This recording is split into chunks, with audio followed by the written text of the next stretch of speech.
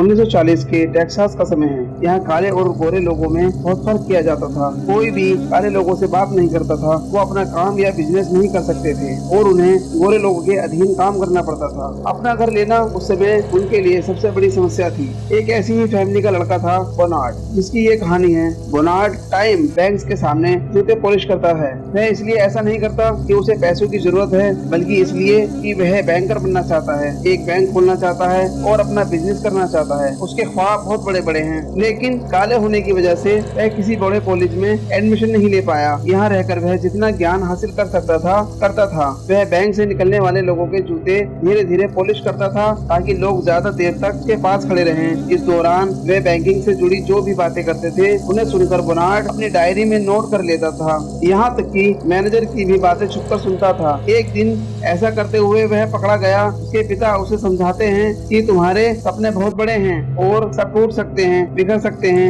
लेकिन बोनार्ड जानता था कि उसे अपने सपने पूरे करने हैं। अब हम 15 साल बाद बोनार्ड को देखते हैं। अब उसकी एक पत्नी और एक बेटा भी है। बोनार्ड लॉस एंजलिस में शिफ्ट हो चुका है। लॉस एंजलिस में काले लोगों के साथ उतना भेदभाव नहीं होता जितना टेक्सास में होता था। इसी वजह से उसने फैसला किया कि वह यहाँ अपना बिजनेस करेगा। लॉस एंजलिस में अपने रिश्तेदारों के घर पर रहने के बाद भी बोनार्ड अपनी पत्नी से वादा करता है कि वह जल्द ही यहाँ अपना घर लेगा। अगले दिन वह बाहर निकलता है और पूरे लॉस एंजलिस में ऐसे घर देखता है जो लोग बेचना चाहते हो। उसने देखा कि एक ब्लैक कम्युनिटी में सब घर भरे हुए थे, लेकिन गोरी कम्युनिटी में बहुत से घर खाली थे। यह देखकर उसे एक बिजनेस आइडिया आया। उसने सोचा कि अगर वह गोरे लोगों की कम्युनिटी में घर खरीदकर उन्हें काले लोगों को बेच दे तो यह अच्छा बिजनेस हो सकता है। एक दिन वह एक बिल्डिंग देखता है जिसमें कई अपार्टमेंट्स थे, लेकिन हालत बहुत खराब थी क्योंकि वहाँ कोई नहीं रहता था। वह बिल्डिंग के मालिक से मिलता है और कहता है कि आपकी प्रॉपर्टी बेकार पड़ी है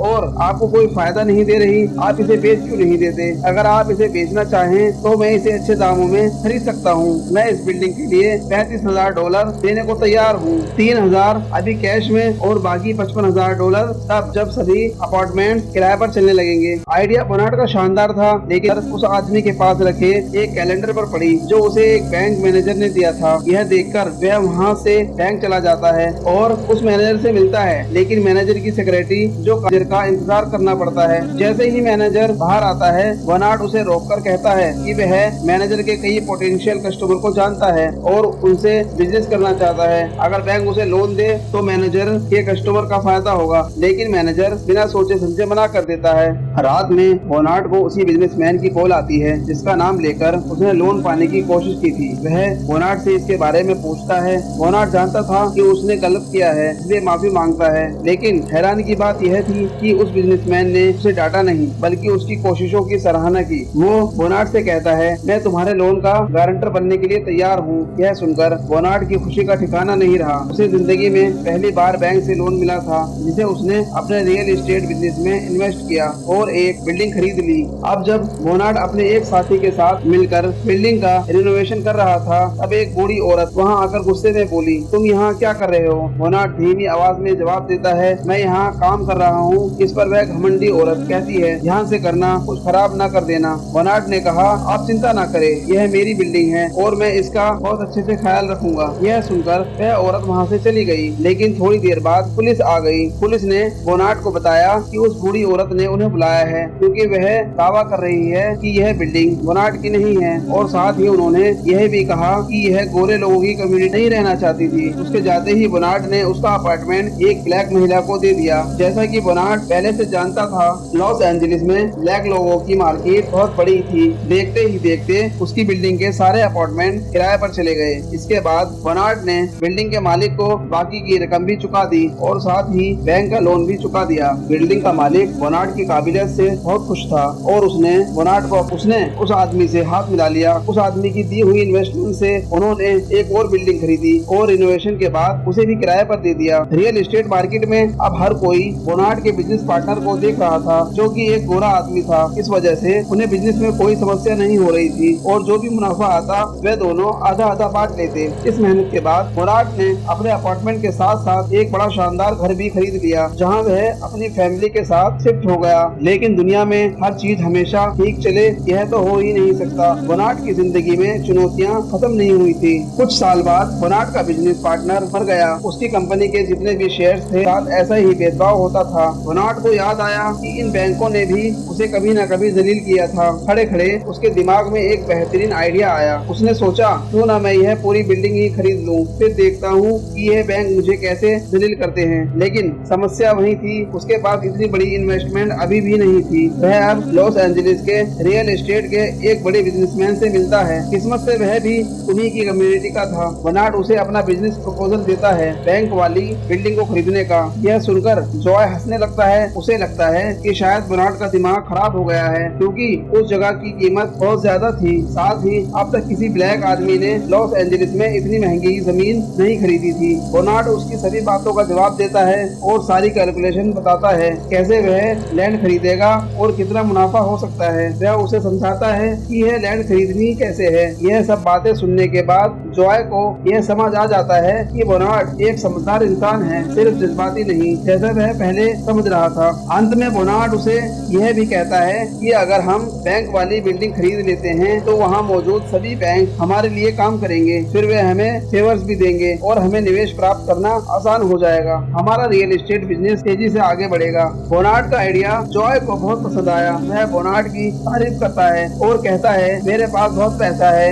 लेकिन ऐसा आइडिया कभी मेरे दिमाग में नहीं आया। इतना पैसा होने के बावजूद अब तक मैं सिर्फ गोरे लोगों के लिए काम करता आया हूँ, लेकिन अब मैं तुम्हारे साथ काम करूँगा। अभी भी एक समस्या थी, अगर उन्होंने प्रॉपर्टी खरीद ली तो उन्हें गोरे लोगों की कम्युनिटी से बातचीत करने के लिए यानी अपना संदेश पहुंचाने के लिए किसी गोरे व्यक्ति की जरूरत थी। बोनार्ड कहता है परेशान मत हो, वो भी मेरे पास है। असल में बोनार्ड के पास एक व्यक्ति काम करता था जिसका नाम मैश था। वह गोरा था और साथ ही ईमानदार और मेहनती भी था। बोनार्ड और जॉय मिलकर उसे अपने प्लान के लिए तैयार करना शुरू कर देते हैं। उसे उच्च वर्ग के लोगों में बैठने उठने के तौर तरीके सिखाते हैं, गोल्फ खेलना सिखाते हैं और साथ ही उसे रियल एस्टेट के बिजनेस मॉडल की जानकारी देते हैं। उन्होंने उसे बिल्डिंग खरीदने या बेचने से पहले की सभी कैलकुलेशन भी सिखाई। मैश ने जल्द ही ये सब कुछ सीख लिया और अब उनके प्लान के अनुसार वह गोल्फ भी अच्छे से खेल रहा था और रियल एस्टेट की कैलकुलेशन भी कर रहा था। अब इसी गोल्फ क्लब के अंदर मैश की मुलाकात बैंक बिल्डिंग के मालिक से होती है। यह मीटिंग जॉय ने प्लान के अनुसार अरेंज की थी। मैश बिल्डिंग के मालिक से बातें करते हुए उसे प्रभावित करने में सफल हो जाता है और उन्हें बिल्डिंग खरीदने का मौका भी मिल जाता है।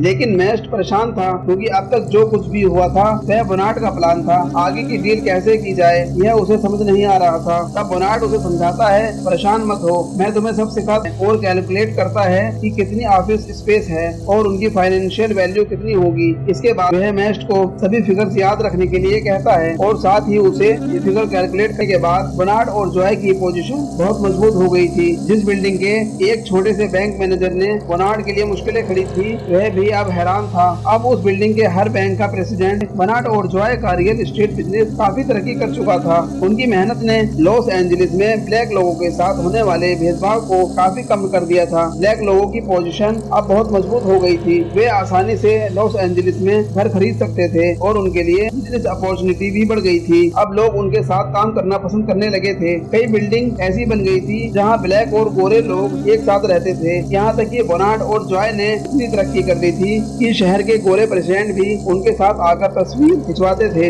इतनी तरक्की और कामयाबी हासिल करने के बाद बोनार्ड अपने पेरेंट्स से मिलने के लिए वापस टेक्सास जाता है। वहाँ अब उसके पिता उस पर गर्व करते थे। बोनार्ड अपने बेटे को शहर घुमाता है और उस बैंक के पास भी लेकर जाता है जिसके सामने बैठकर वह जूते पॉलिश किया करता था। वहाँ आज भी एक बच्चा जूते पॉलिश कर रहा था, लेकिन बोनार्ड देखता है कि वह बच्चा सिर्फ गोरे लोगों के जूते पॉलिश कर रहा है, ब्लैक लोगों के नहीं, क्योंकि यहाँ गोरे लोगों की इज्जत थी। आज भी ब्लैक लोगों को अपमानित होते और भेदभाव का सामना करते देखकर उसे बहुत बड़ा दुख हुआ। उसने अपने दिल में ठान लिया कि अब वह इस भेदभाव को खत्म करने के लिए ब्लैक लोगों के हक में आवाज उठाएगा। वह अपने बिजनेस पार्टनर जॉय के पास जाता है और उसे टेक्सास की बैंक बिल्डिंग खरीदने को कहता है। पहले जॉय को लगा कि बोनार्ड का दिमाग खराब हो गया है, लेकिन जब बोनार्ड उसे फायदे समझाता है तो जॉय भी इसे खरीदने के लिए मान जाता है। हमेशा की तरह उन्हें गोरे लोगों से डील करने के लिए किसी गोरे आदमी की जरूरत थी, जिसके लिए वे मेस्ट को चुनते हैं। मेस्ट जाकर बिल्डिंग के मालिक से बात करता है। वहाँ हमें पता चलता है कि इस बिल्डिंग के दो मालिक हैं, एक सीनियर और एक जूनियर। सीनियर को बिल्डिंग बिल्डिंग देने में कोई हिचक नहीं थी, लेकिन जूनियर को कुछ गड़बड़ी महसूस हो रही थी। फिर भी वह सीनियर के आदेश के आगे कुछ नहीं कर पाया। बिल्डिंग खरीदने के बाद वह लोग उस बैंक को खरीद लेते हैं। अब वे ब्लैक लोगों को आसानी से कर्ज देना शुरू कर देते हैं ताकि वे भी यहाँ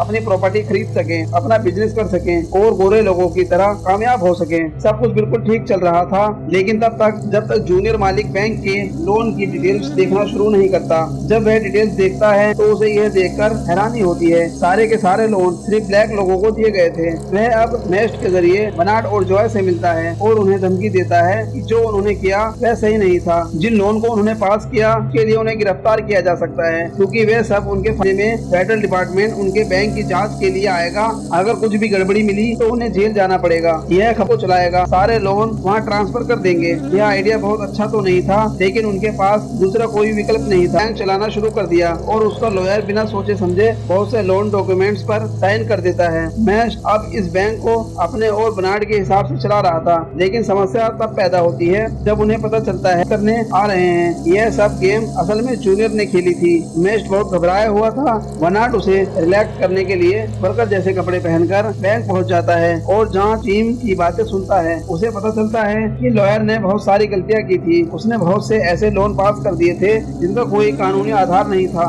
अब उनके बैंक का लाइसेंस जब्त कर लिया जाता है। बनाड उन पे जाने के बाद सभी डॉक्यूमेंट चेक करता है और मैश से पूछता है कि इतनी बड़ी गलतियां कैसे हो गई। तब मैश बताता है कि यह लॉयर जूनियर ने ही उसे दिया था। ये सारी गेम जूनियर ने ही शुरू से लेकर अंत तक खेली थी और उसने मैश को अपने फायदे के लिए इस्तेमाल किया। वह सिर्फ बनाड और जॉय को सबक सिखाना चाहता था। अब उनके पास सिर्फ एक ही विकल्प बचा था, इस बैंक को छोड़कर कहीं और शिफ्ट हो जाएं। लेकिन मैश को अपना बैंक नहीं छोड़ना था, इसलिए बनाड की बात न मानते हुए वह एक चाल चलता है। वह अपने साथी बनाड और जॉय के खिलाफ योजना बनाता है। जॉय को उसकी इस चाल की खबर हो जाती है और वह बनाड को लेकर जल्दी से बैंक पहुंच जाता है। बैंक में आते ही वह मैश से बैंक के डॉक्टर वहां से निकल पाते FBI पहुंच जाती है। डॉक्यूमेंट उनके हाथ लग जाते हैं जिस पर बनाड और जॉय के नाम थे। इस तरह FBI उन्हें गिरफ्तार कर लेती है। कुछ समय बाद दिखाया जाता है कि बनाड और जॉय अपने लॉयर से मिल रहे हैं। उन्हें कुछ दिनों की बेल पर छोड़ा गया था ताकि वे अपना केस लड़ सकें, लेकिन उनके वकील उन्हें बताते हैं कि उनका केस लड़ना